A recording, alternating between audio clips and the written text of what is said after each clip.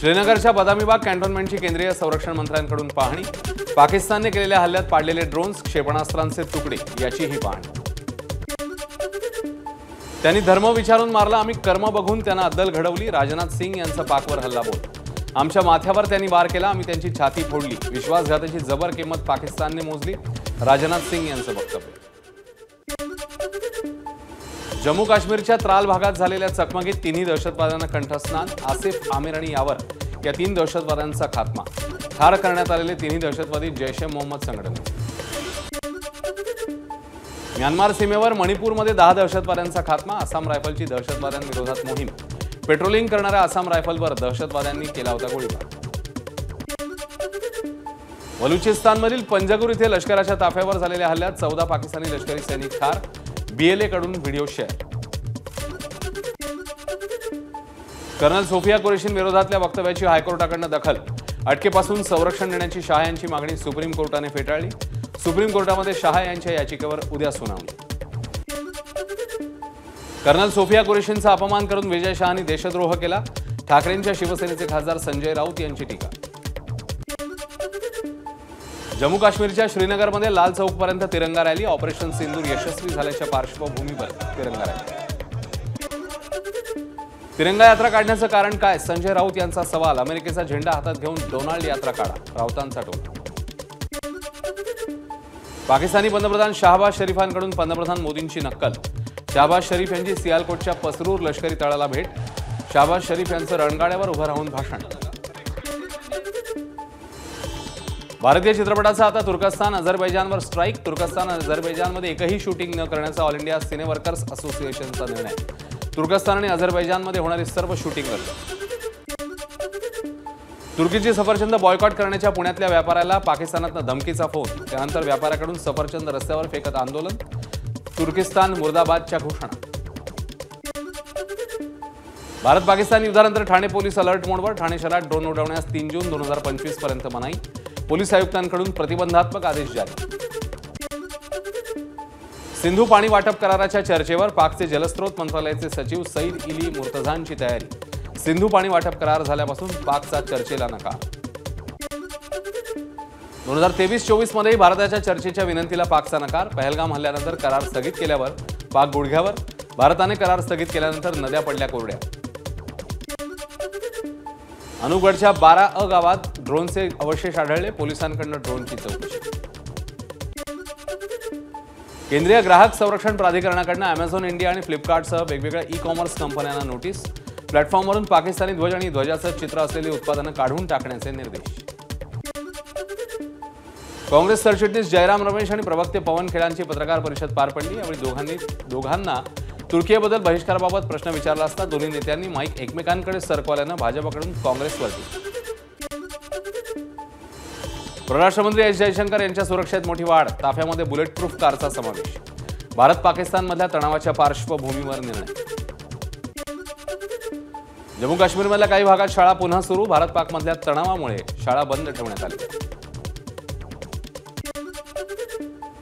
राज ठाकरेंच्या भारत पाक युद्धाबाबतच्या भूमिकेमुळे कार्यकर्ते संभ्रमात। मनसे प्रवक्ते प्रकाश महाजनांचं वक्तव्य। नागपूरमध्ये पालिका निवडणुकीत अजित पवारांच्या राष्ट्रवादीचा 40 जागांवर दावा। पक्ष कार्यकारिणीच्या बैठकीत ठराव पारित करून पक्ष श्रेष्ठींकडे पाठवला। शहराध्यक्ष प्रशांत पवार यांची माहिती। स्थानिक स्वराज्य संस्थांच्या मतदारसंघ फेररचनेची प्रक्रिया सुरू करा। राज्य निवडणूक आयोगाचे नगरविकास आणि ग्रामविकास विभागाला निर्देश। स्थानिक स्वराज्य संस्था निवडणुकीसाठी 4 आठवड्यात अधिसूचना काढावी। सुप्रीम कोर्टाने दिले आदेश। नव्याने खंडपीठ स्थापन करा। मराठा आरक्षणाला आव्हान देणाऱ्या याचिकांवर तात्काळ निर्णय घ्या। सर्वोच्च न्यायालयाचे हायकोर्टाला आदेश। मंत्री गुलाबराव पाटलांनी घेतली केंद्रीय मंत्री CR पाटील यांची भेट। राज्यातील पाण्याच्या योजनांसंदर्भात घेतली बैठक।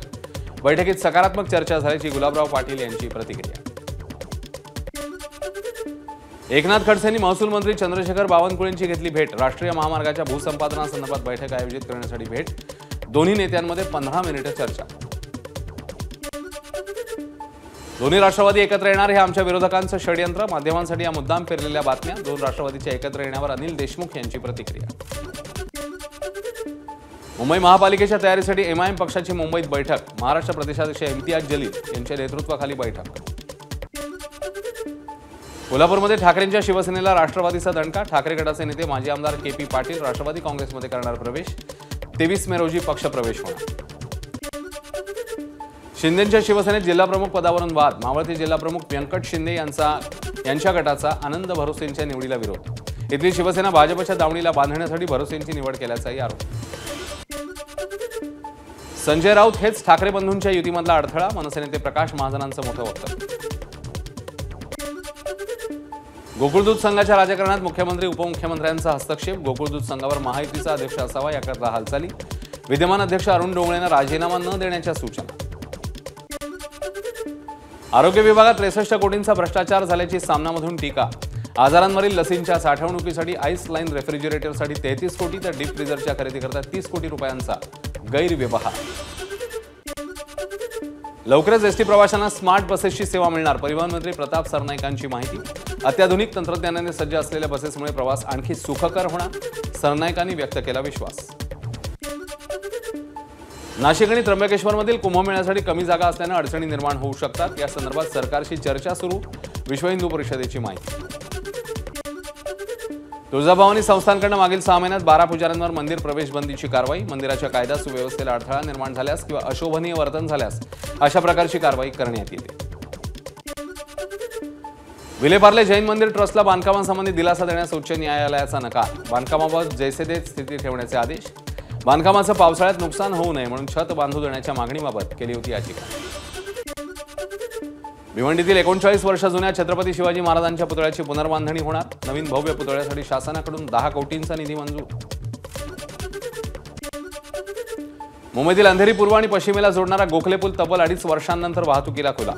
पुलावरून लवकरच बेस्ट बस धावणार असल्यानं रहिवाशांना दिलासा. तिकिटामध्ये दरवाढ केल्यानं बेस्टला फटका. बेस्टच्या प्रवाशांची संख्या 31 वरून 23 लाखांवर. तब्बल 8 लाख प्रवासी घटले. त्यामुळे तिकीट दरवाढीने फायदा झाला की तोटा असाही प्रश्न. मेट्रो 3ची सर्व स्थानकं भुयारी असल्यानं स्थानकात प्रवेश करताच मोबाईलचं नेटवर्क जात असल्याची तक्रारी. त्यामुळे स्थानकावर येण्याआधी मेट्रो कनेक्ट 3 या मोबाईल ॲपमधून तिकीट काढण्याचा सल्ला.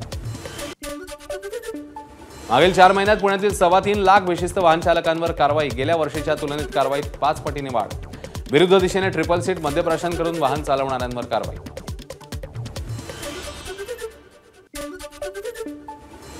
ऑनलाईन तिकीट खरेदीला मेट्रो प्रवाशांची सर्वाधिक पसंती. एनसीएमसी कार्ड आणि व्हॉट्सअॅपवरून होत असलेल्या तिकीट विक्रीतनं पुणे मेट्रोला मागील 4 महिन्यात 10 कोटीहून अधिकचं उत्पन्न.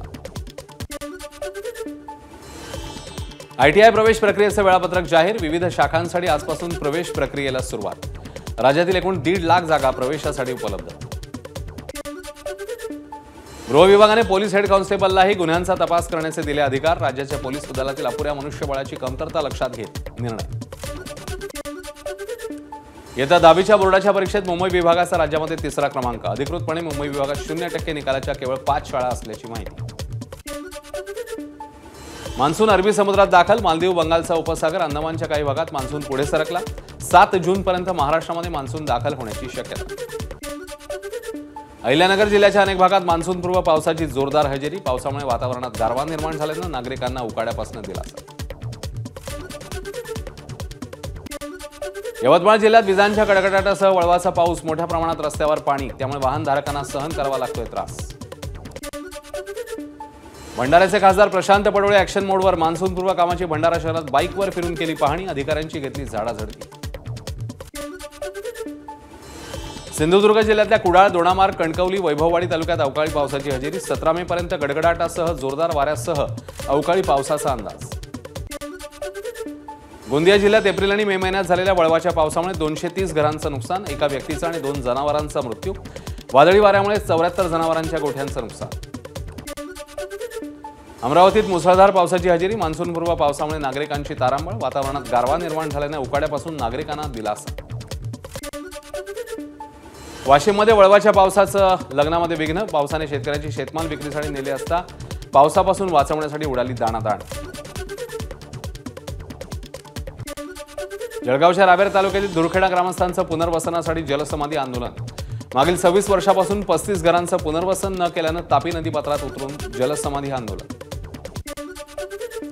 यंदाच्या वर्षाखेरीस घोडबंदर मार्गावरील मेट्रो प्रकल्पाची चाचणी होणार. यामुळे घोडबंदर मार्गावरची वाहतूक कोंडी कमी होऊन नागरिकांना दिलासा मिळेल. उपमुख्यमंत्री शिंदेंची माहिती।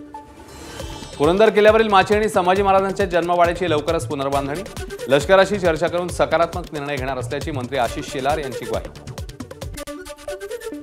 मुंबईमध्ये मंत्री नितेश राणे आणि मदत आणि पुनर्वसन मंत्री मकरंद पाटील यांच्यात आढावा बैठक। बैठकीत ठाणे पालघर जिल्ह्यातल्या मत्स्य व्यावसायिकांना नुकसान भरपाई मिळण्याची राणेंची मागणी। शासकीय योजनांचा लाभ घेण्यासाठी नंदुरबारच्या शहादामध्ये कामगारांच्या 2 ते 3 किलोमीटर रांगा, खासगी ठेकेदारांकडून साहित्याचं वाटप, मात्र सोयी सुविधा नसल्यानं भर उन्हात कामगारांवर ताटकळत उभं राहण्याची वेळ। नाशिक जिल्हा बँकेच्या प्रशासकपदी संतोष बिडवाईंची नियुक्ती, नवीन प्रशासकासमोर थकीत कर्ज वसूल करण्याचं मोठं आव्हान।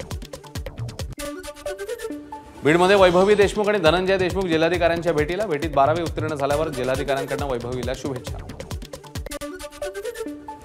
जपानची मुलगी झाली परभणीच्या रामपुरीची सून। जपानमध्ये नोकरी करत असलेल्या परभणीतील एका युवकाने तिथल्या एका तरुणीशी भारतीय संस्कृतीप्रमाणे केलं लग्न। रामपुरीमध्ये पार पडलेल्या विवाह सोहळ्याला पंचक्रोशीतले नागरिक उपस्थित।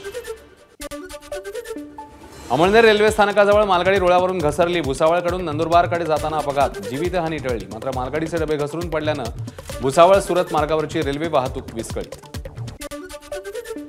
लाडक्या बहिणींच्या नावे बँक खाती काढून याचा वापर अवैध कामांसाठी केल्याचा धक्कादायक प्रकार समोर। मुंबईच्या जुहू पोलिसांकडून संबंधित टोळक्याचा पर्दाफाश, आरोपी अविनाश कांबळे ताब्यात, अटक केलेल्यांमध्ये 2 महिलांचा समावेश, 1 फरार। मरोळ पाईपलाईन ते मरोळशी रस्ता रुंदीकरणामध्ये अडथळा ठरणाऱ्या 147 घरांवर महापालिकेचा हातोडा, 2 जेसीबी आणि महापालिकेच्या 40 ते 50 कर्मचाऱ्यांच्या मदतीने झोपड्यांवर तोडक कारवाई। रायगडच्या महाड MIDCमध्ये 5 वर्षाच्या मुलीवर लैंगिक बलात्कार, खाऊला पैसे देण्याच्या बहाण्याने सलूनमध्ये बोलवून आरोपीचं कृत्य, 48 वर्षीय आरोपी विलास हुलालकरवर गुन्हा दाखल। अहिल्यानगरच्या श्रीरामपूरमध्ये कोट्यवधींचे अंमली पदार्थ जप्त, तब्बल 13,75 लाखांचा मुद्देमाल जप्त करत दोघांवर गुन्हे दाखल।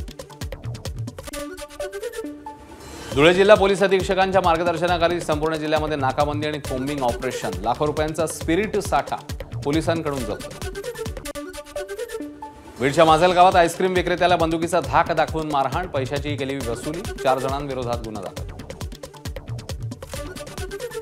अकोल्यामध्ये इंस्टाग्रामवर झालेली ओळख पडली महागात, मुलबाळ होत नसल्यानं घेतला दाम्पत्याचा आळंदीला नवस करण्याचा सल्ला।